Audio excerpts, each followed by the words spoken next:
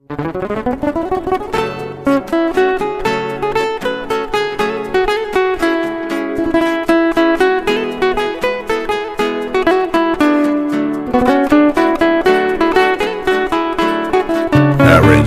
and vocal by ایمان غلامی.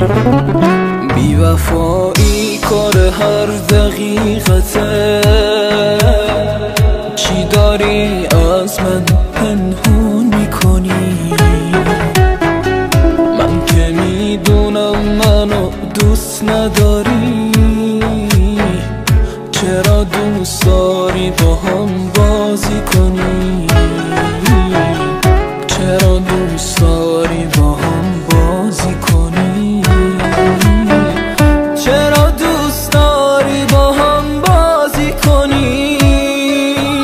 عشقامو پنهونی دارم میریزم، دنیا به کام تو برو عزیزم. شاید بفهمی مثل من نمیشه فدای خنده های تو عزیزم. یه عمری حرفات رو دلم لونه کرد، دوستم نداشتی برو بی معرفت. یادم نمیره با دلم چه کردی، تنهام گذاشتی برو بی معرفت.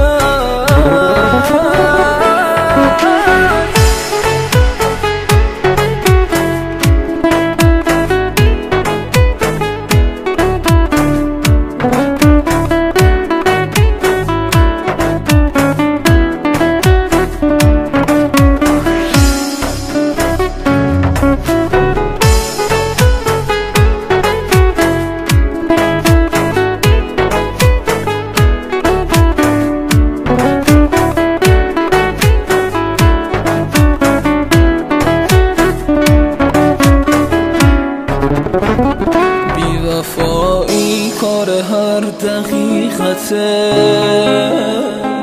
تو نمیدونی فقط من میدونم. تو به هم میخندی و من میشینم پای سجاده و نفرین میکنم، پای سجاده و نفرین میکنم، پای سجاده و نفرین میکنم.